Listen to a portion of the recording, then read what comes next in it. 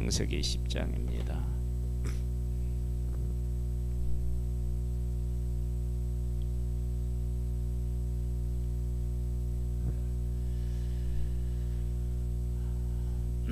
창세기 10장 말씀입니다.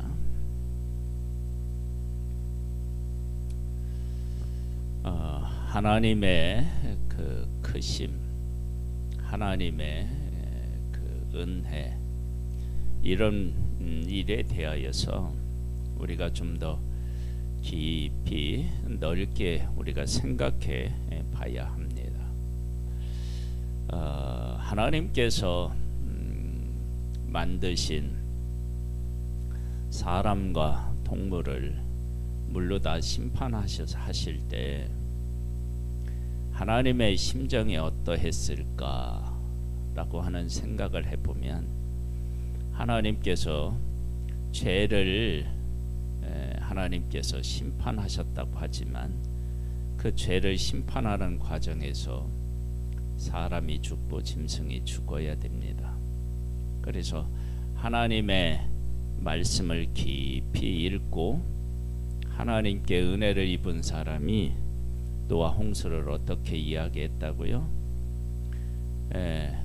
세상을 다 덮은 물이 아니라 하나님의 눈물이었다, 그렇게 해석하는 분이 있습니다. 이건 놀라운 영적인 그런 어떤 고백이다, 그렇게 여겨집니다.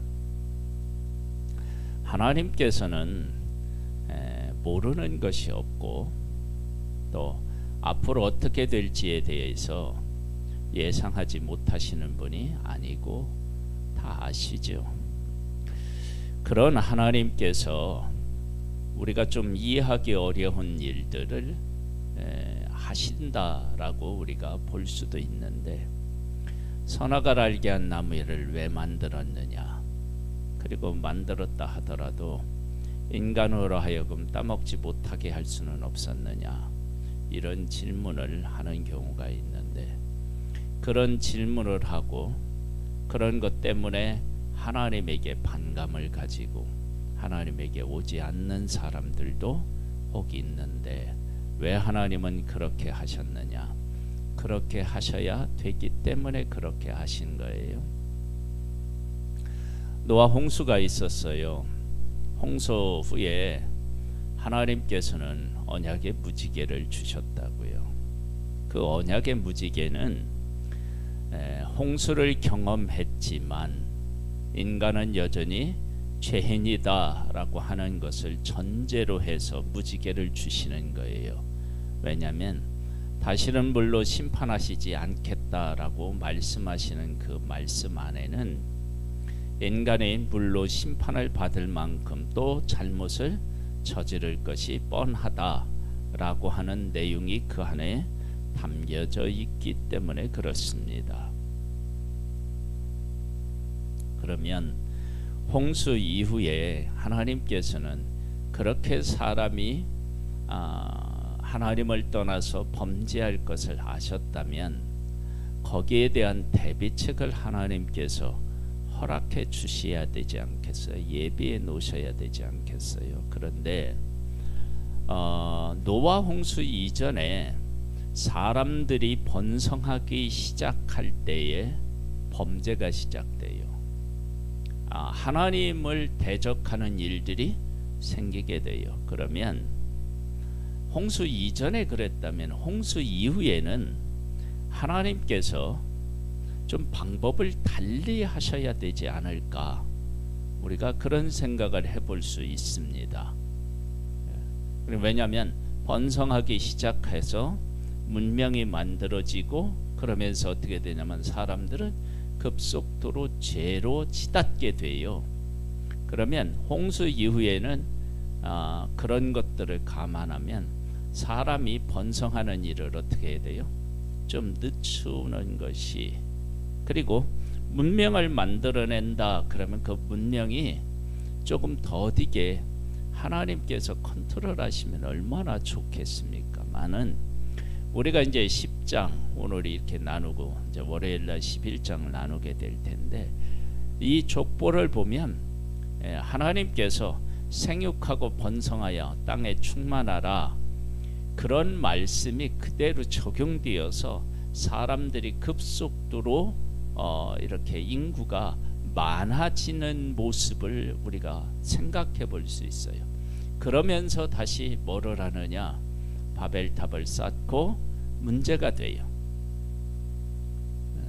그러니까 하나님께서는 왜 그렇게 하시는가? 그것은 하나님께서 사람에게 약속하신 그 약속을 신실하게 지키시는 거예요. 그러면 이제 홍수를 놓고 한번 생각을 해보겠습니다. 홍수 때에 사람이 범죄해서 하나님이 물로 심판을 받았고, 지금 이제 노아와 그 가족밖에 남지 않았는데, 그들이 야, 우리가 이 홍수를 경험해 보니까 이게 너무 끔찍하지 않느냐? 그 홍수가 왜 났느냐? 사람의 죄악이 세상에 가득하고 생각하는 바가 항상 어떻게 해요? 악하기 때문에 그랬다. 그러면 이제 이후로는 우리가 중요하게 생각해야 되는 것은 문명을 얼마나 잘 만들어내느냐, 그런 문제가 아니라 하나님을 얼마나 기억하고 하나님과 어떻게 살아가느냐, 이런 문제가 중요하지 않느냐. 그렇게 생각하고 그렇게 행동해야 맞을 텐데, 그런 모습을 그렇게 크게 이제 찾아볼 수가 없어요. 하나님께서는 홍수 이후에 무지개의 언약을 통하여서 내가 다시는 너희들을 물로 심판하지 않을 거야. 그러나 너희들이 이렇게 생육하고 번성하도록 내가 복을 내렸으니까 나는 너희들에게 복을 줄 거야. 그렇게 하면서 하나님께서는 사람들이 필요로 하는 것들을 무한 제공해주고 그렇게 살아갈 수 있도록 은혜를 베풀어 주시는 거예요. 그런데 사람은 그렇게 받은 은혜를 가지고 하나님이 심판하셨을 때 어떠한 마음이셨을까? 그리고 이 심판이라고 하는 것이 자기들도 방준을 만들어 보고 사람들에게 핍박도 받아봤을 거 아닙니까?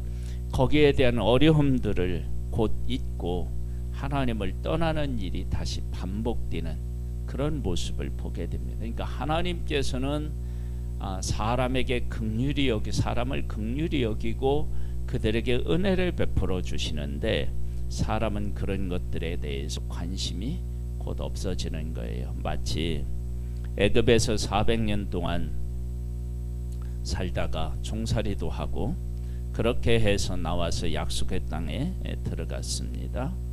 하나님께서 약속의 땅을 주셔서 그 땅에 있는 사람들을 정복하고 무찌르고 그 땅을 정복했단 말이에요. 그리고 그 땅에서 정말로 자유인으로서 세계를 향하여 나아가게 해주시겠다는 하나님의 약속이 있는 그 땅에서 살아가는데, 하나님께서 그들을 이끌어서 전쟁에서 승리케 한 그 세대가 죽자 곧 뭐예요? 하나님을 떠나는 모습을 보게 되는 거예요.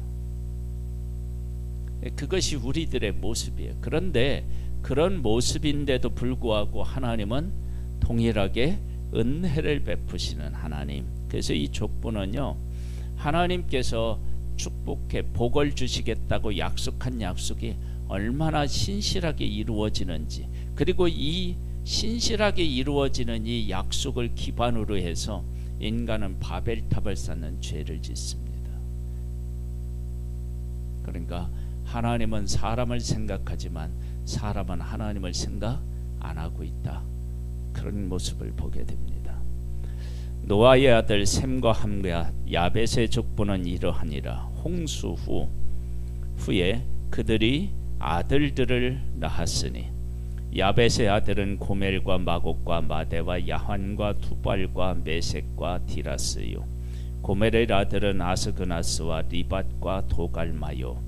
야환의 아들은 엘리사와 달시스와 기띔과 도다님이라.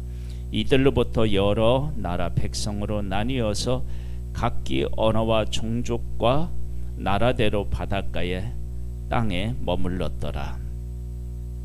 함의 아들은 구스와 미스라임과 붓과 가나안이요. 구스의 아들은 스바와 하일라와 삽다와 라하마와 삽드가요. 라하마의 아들은 스바와 도단이며 구스가 또 니므롯을 낳았으니 그는 세상의 첫 용사라.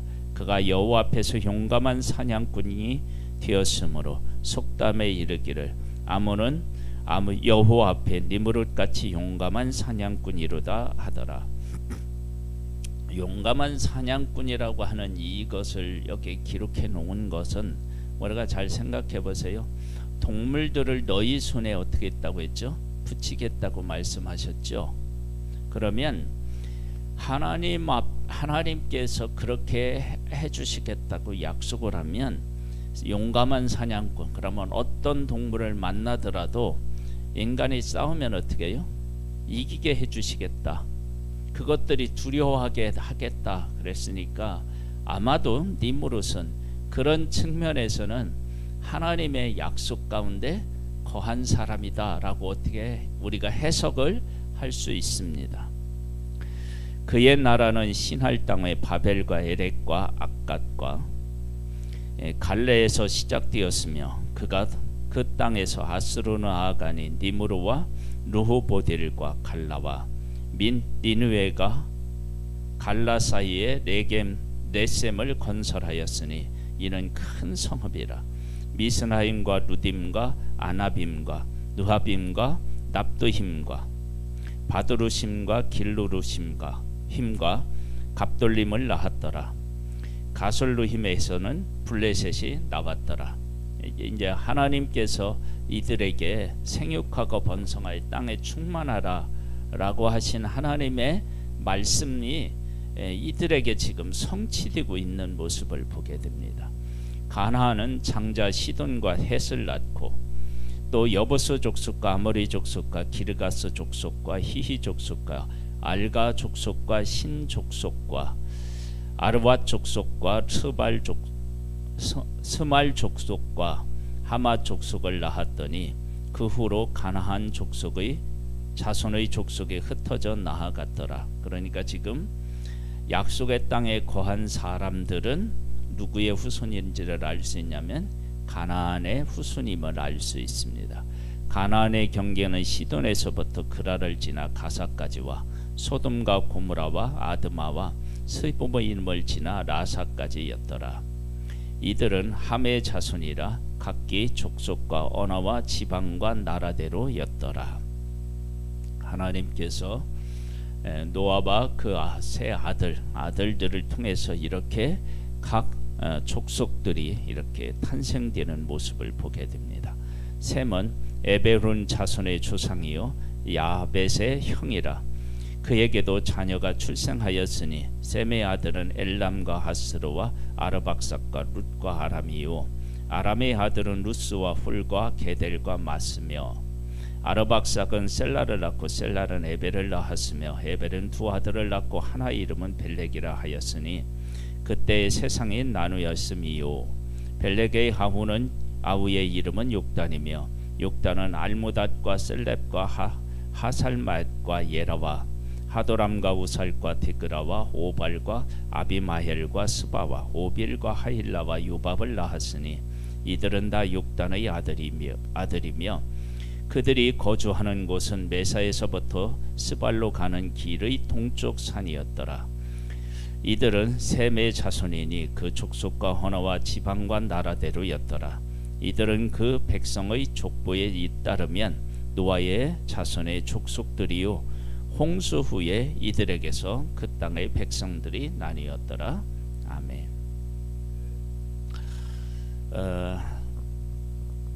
우리가 하나님으로부터 어떤 그 사명을 받고 그 사명을 우리가 잘 감당했다. 이것은 노아로 말하면 방주를 짓고 방주에 들어가서 생명을 보존하는 것, 이것이 그의 사명이겠죠. 그런데 그 사명 이후에 노아는 술을 먹고 포도주를 마시고 벌거벗음으로 겨우 아들 3명이 있는데 그 중에 한 아들을 어떻게 하느냐면 저주하게 돼요.